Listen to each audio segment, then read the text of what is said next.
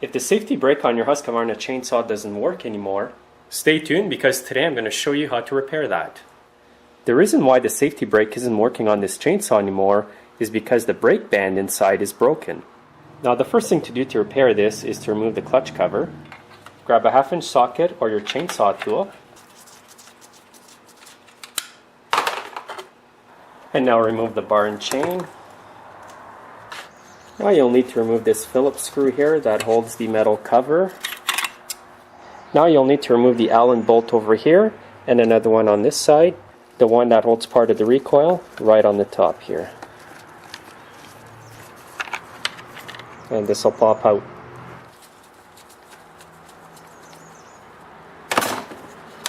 And on the side of the recoil there's a small insert that goes inside the arm over here, so don't lose that. Now you're going to have to remove the 4 Allen bolts over here, and I've already partially removed some.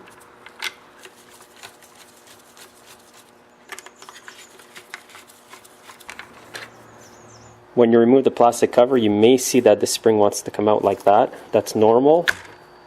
Now I'm going to start by pulling this part up, and this little part here is going to pop out. And just remove that. Now what I'm going to do is pop the spring up with my hand on top of it. And you're going to see it's going to come out of here. Always keep your hands on top of the spring so it doesn't pop out and hit you. Now take this part out. If it's stuck in there, just push it back like this and then bring it all up. And as you can see here on this part, this is part of the brake band that is broken, and a small part of it is left on this part. And here's the brake band that goes all around the clutch here. It's hooked over here, goes over there. This is where it's broken. Now what you need to do is reach in with a nice sharp screwdriver right under the spring over here. And now just lift up the spring like this, and it's going to come right out. And here's the old band compared to the new one. You can see that it's missing the loop here on the broken one. This is what your new one will look like. And it's part number 503-7520002N. There's a part number right on the band here. Now at this point here I have to remove the old part of the band from the plastic part here. And it's going to come right out. At this point in the operation, it's time to reinstall the new brake band. To start the installation, grab this part over here and your brake band, the side with the little hole here on top. Insert it around the plastic part like this, and now reinstall the small Phillips screw.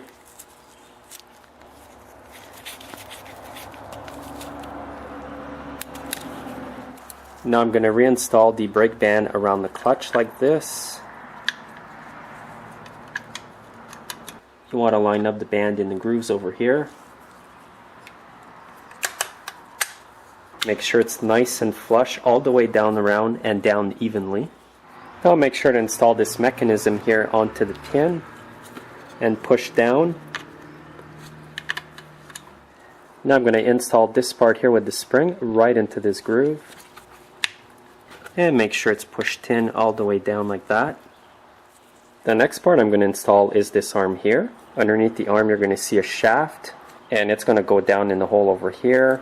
And while you're putting down the shaft, grab yourself a nice flat screwdriver like this. And bring back the spring-loaded part in front of this arm, just like this. They're going to pry against the spring-loaded part, push down the arm. This is exactly how you want this to be installed. The spring-loaded part has to be putting pressure against this arm. And I'm going to install the spring. I'm going to start by inserting it into the shaft here. You may want to slide the spring underneath the handlebars. And you may want to spray some liquid wrench just to make it easier to put it in. Now with a large flat screwdriver I'm going to grab the rear of the spring. Watch your fingers doing this, that you don't stab yourself with the screwdriver. And push the spring right into the groove.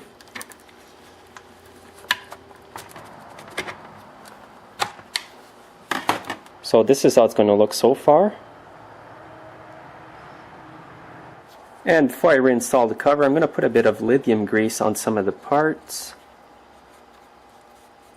It's just going to prevent wear and tear.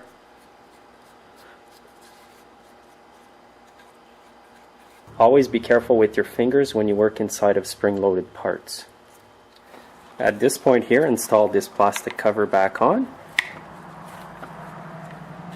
And don't forget the 4 Allen bolts.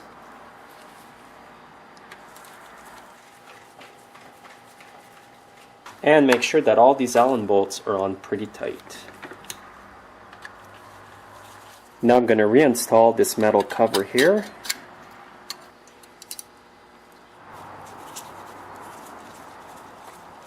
Now make sure you've got the insert inside the brake handle. Insert it over here like this. Now make sure that the brake handle along with the insert is installed correctly in its place. And now install the Allen bolt that goes over here.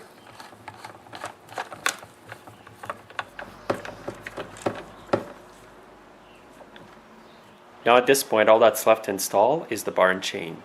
Grab your bar and chain together. You may want to wear gloves doing this. Insert it on the chainsaw. For those of you who aren't familiar with doing this, you want to make sure that the teeth are pointing this way toward the front of the saw, and that it's back into the adjusting pin over here, and that the chain is correctly on the sprocket over here. And now install the clutch cover. And tighten up the 2 nuts. Make sure they're very tight. The next thing I'm going to show you is how to check to see if your brake is working. Normally you're going to be able to turn the chain like this when the brake handle is back here. Now when you pop the handle toward the front and you hear a click, then you shouldn't be able to move the chain. And in this case I can't. So now I know that the chain brake works on this chainsaw, but I'm still going to start up the chainsaw and test it out that way.